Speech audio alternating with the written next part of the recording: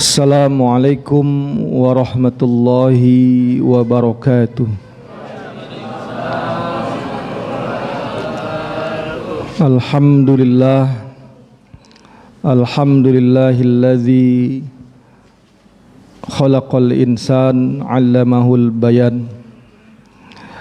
Asyhadu an la ilaha illallah wahdahu la syarikalah wa asyhadu anna Muhammadan abduhu wa rasuluh la nabiyya ba'dah. Allahumma salli wa sallim wa karim wa barik ala nabiyyina wa maulana Muhammadin wa ala alihi wa ashabihi ajma'in, amma ba'du. Subhanaka la ilma lana illa ma 'allamtana innaka antal alimul hakim. Qad qala ta'ala fil Qur'anil Karim, a'udzu billahi minasyaitonir rajim. Bismillahirrahmanirrahim. Wasari'u ila maghfiratin mir rabbikum wa jannatin 'arduhas samawati wal ard u'iddat lil muttaqin. Shadaqallahul azim. Hadirin jamaah salat Isya dan Tarwih Masjid Al-Barakah yang dirahmati Allah Subhanahu wa ta'ala. Wabil khusus orang-orang tua kita, sesepuh, para tokoh DKM Masjid Al-Barakah yang dirahmati Allah Subhanahu wa ta'ala. Mudah-mudahan Allah berikan umur yang panjang, kesehatan dan keberkahan selalu, amin ya rabbal alamin. Jamaah yang dirahmati Allah Subhanahu wa ta'ala, pada malam hari ini adalah tarawih kita yang ke-19. Mudah-mudahan amal ibadah kita, saum kita, semua ibadah kita di bulan suci Ramadan ini diterima oleh Allah Subhanahu wa ta'ala. Dan mudah-mudahan kita bisa menyelesaikan ibadah di bulan suci Ramadan ini sampai akhir nanti. Kemudian kita sholat Idul Fitri dan kita kembali fitrah, kembali suci seperti bayi yang baru dilahirkan oleh ibunya, amin ya rabbal alamin. Hadirin yang dirahmati Allah Subhanahu wa ta'ala, bahwasanya keadaan kita manusia, hal ihwal manusia ini dalam kehidupan kita di dunia ini, sehingga kita menemui Allah Subhanahu wa ta'ala nantinya, kita tidak terlepas dari yang namanya kesalahan dan dosa. Karena sungguhnya Nabi SAW bersabda, sesungguhnya manusia itu al-insanu makanu nisyan wa khata'. Manusia itu tempatnya salah dan dosa. Karena kita manusia bukan seperti Rasulullah SAW yang maksum. Rasulullah SAW maksum, terpelihara dari segala dosa-dosa. Berbeda dengan kita yang mungkin sehari-hari kita, mulai kita bangun dari tidur, kemudian kita beraktivitas sampai kemudian kita tertidur di malam harinya, banyak kesalahan-kesalahan atau dosa-dosa yang dilakukan oleh panca indera kita, baik oleh lisan terutama, mata, telinga, bahkan hati kita juga tidak terlepas daripada dosa dan kesalahan, baik yang kita sadari ataupun yang tidak kita sadari, baik yang kita sengaja maupun yang tidak kita sengaja. Oleh karenanya Rasulullah SAW bersabda, sesungguhnya saya, kata Nabi, memohon ampun kepada Allah Subhanahu wa ta'ala, beristighfar kepada Allah Subhanahu wa ta'ala dalam sehari semalam tidak kurang dari 70 kali. Dalam riwayat yang lain dikatakan bahwa Rasul sallallahu alaihi wasallam tidak kurang dari 100 kali memohon ampun kepada Allah Subhanahu wa taala. Bagaimana dengan kita, hadirin yang dirahmati Allah Subhanahu wa taala? Oleh karenanya kita mengikuti Rasulullah SAW, memperbanyak istighfar, memohon ampun kepada Allah Subhanahu wa taala. Bahkan Allah Subhanahu wa taala berfirman di dalam surah Asy-Syam, A'udzubillahi minasyaitonirrajim, Bismillahirrahmanirrahim, fa'alhamaha fujuraha wa taqwaha. Allah Subhanahu wa taala mengilhamkan, memasukkan di dalam diri manusia itu ada sifat fujur. Sifat fujur, durhaka, bermaksiat, wa taqwaha, dan sifat takwa. Di dalam diri kita ada dua sifat. Ada sifat untuk bermaksiat, ada sifat untuk takwa kepada Allah Subhanahu wa taala. Kemudian Allah mengatakan wa qad khaba man dassaha. Sungguh qad aflaha man zakkaha wa qad khaba man dassaha. Maka beruntunglah orang yang zakkaha, selalu senantiasa membersihkan diri-dirinya dari dosa-dosa. Dalam surat Hud Allah mengatakan innal hasanata yuzhibna sayyi'at. Sesungguhnya kebaikan, sedekah, salat, wudu, bahkan berwudu sekalipun itu menghapus segala kesalahan-kesalahan. Ya, di sini ulama mengatakan bahwa dosa yang dilakukan adalah dosa-dosa kecil. Oleh karenanya sering-seringlah kita bersedekah, sering-seringlah kita berinfak, membantu orang lain, berwudu, sholat sunnah, agar dosa-dosa tadi, kesalahan-kesalahan tadi mungkin kita tidak sadari dihapus oleh Allah Subhanahu wa taala. Hadirin yang dirahmati Allah Subhanahu wa taala. Kemudian Allah Subhanahu wa taala mengatakan, barang siapa yang dimudahkan oleh Allah, fa amman a'ta wattaqa fasanuyassiruhu lil yusra. Orang yang takwa kepada Allah dan membenarkan kebenaran-kebenaran yang dibawa oleh Rasulullah, maka fasanuyassiruhu lil yusra, dimudahkan dia untuk berbuat kebaikan.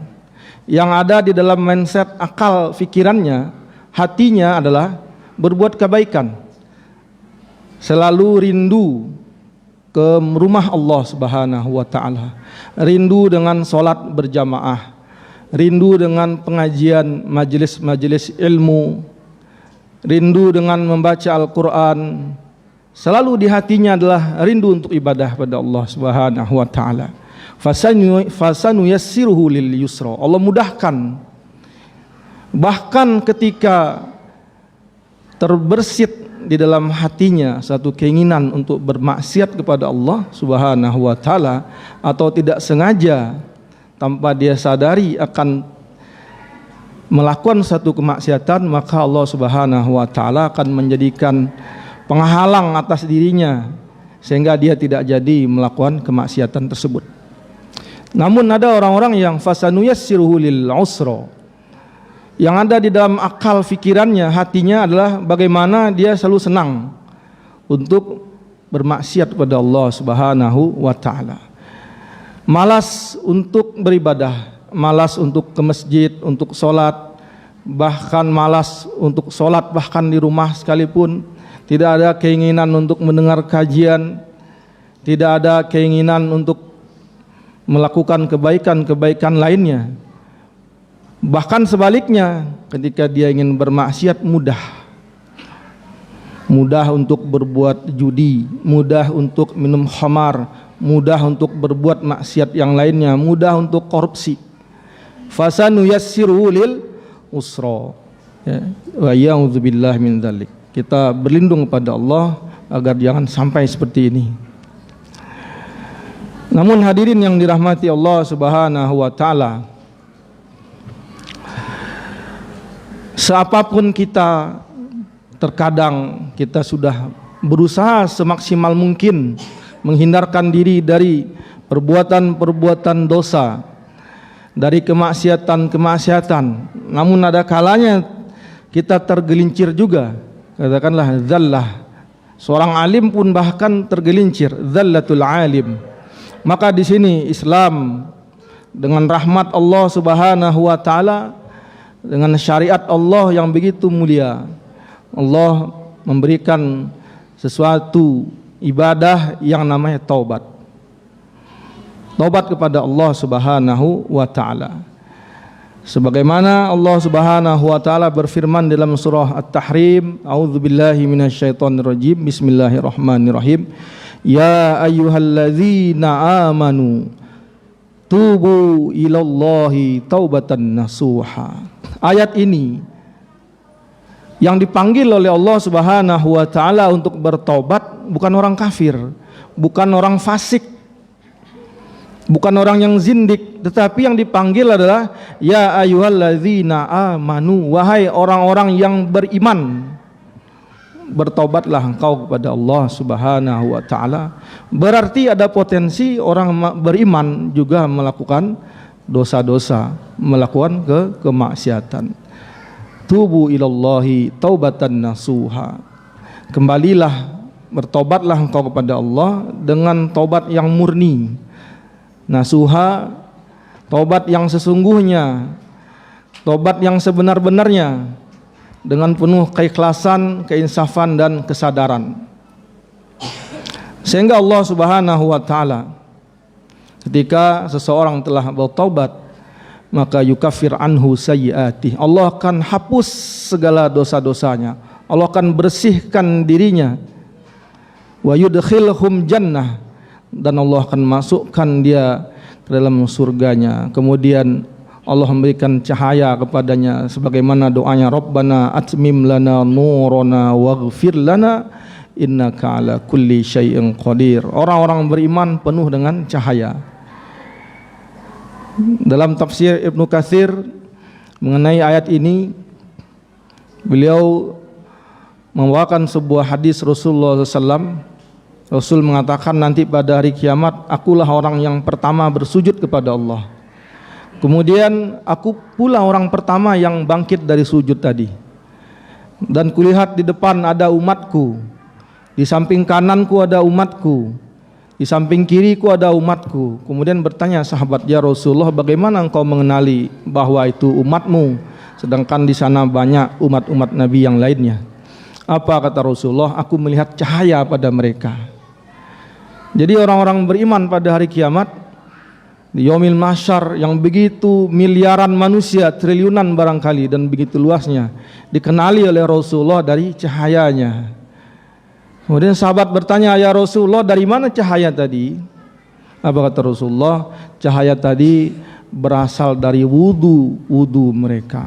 Oleh karena itu sunnahnya panjangkanlah wudu kita, Bapak Ibu sekalian. Jangan sampai umpamanya mencuci tangan sampai siku, memang batasannya. Tetapi agar cahayanya banyak sampai pangkal lengan tidak mengapa. Ya. Kayak kaki sampai mata kaki, agar cahayanya banyak, wudukan sampai lutut gitu, biar cahayanya banyak ya. Jadi sering-sering menjaga wudu agar cahaya nanti pada hari kiamat.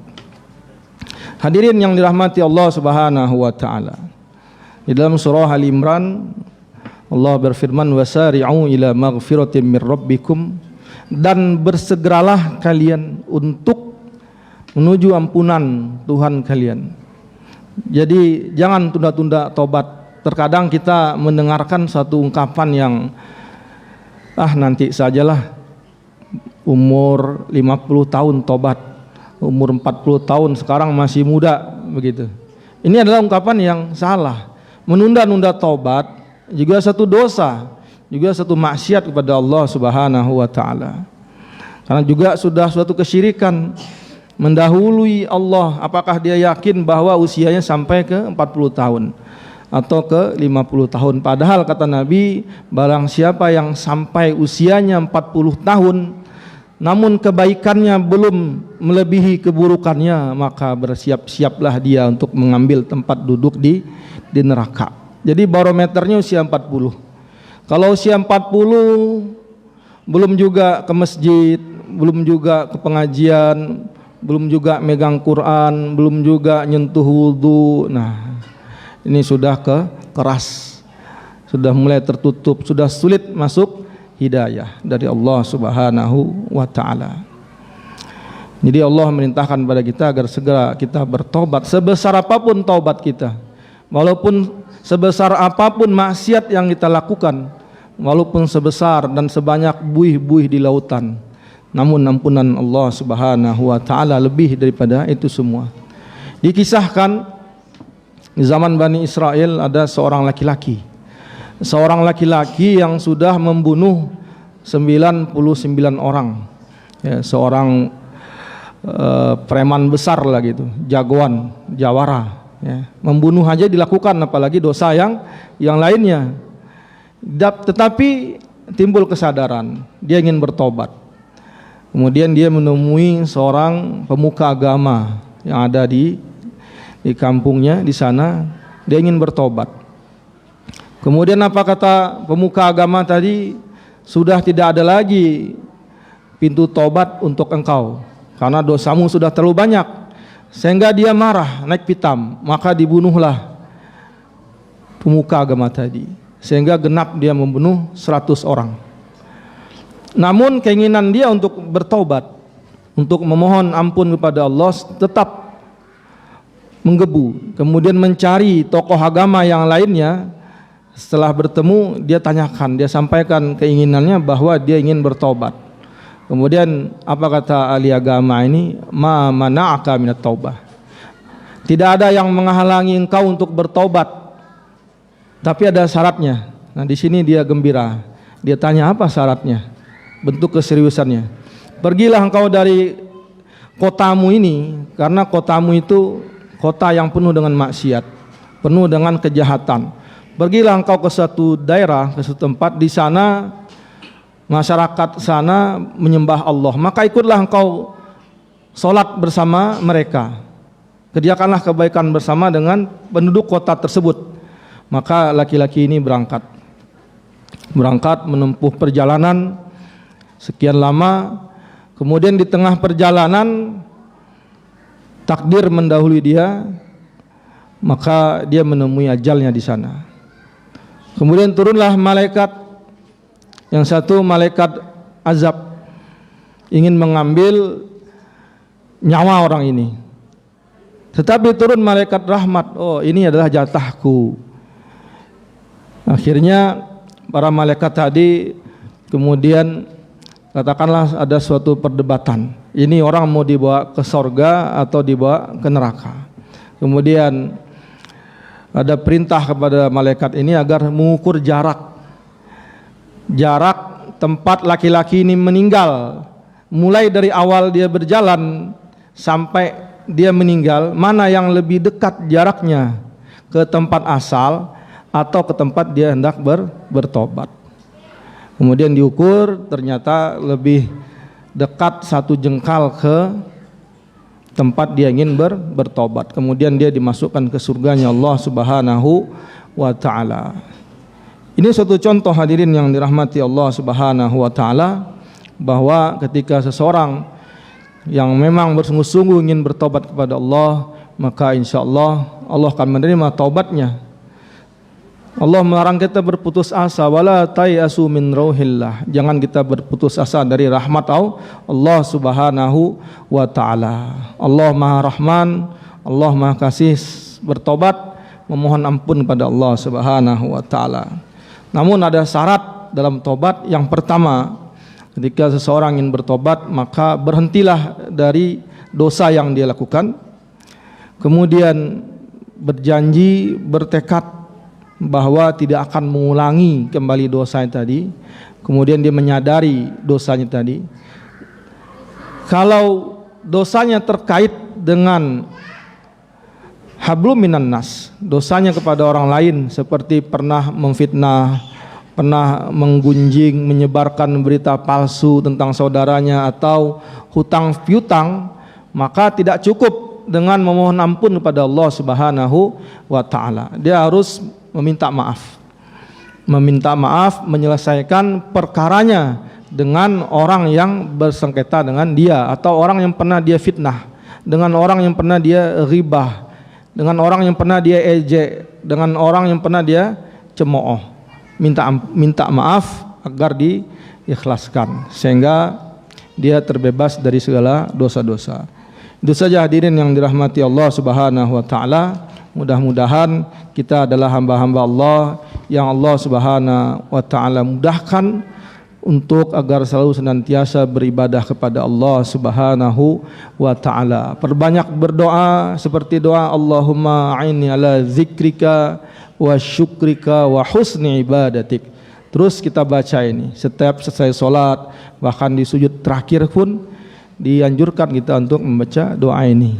Kemudian agar kita dimatikan oleh Allah Subhanahu wa taala dalam keadaan husnul khatimah. Billahi taufik wal hidayah wal afu minkum. Wassalamualaikum warahmatullahi wabarakatuh.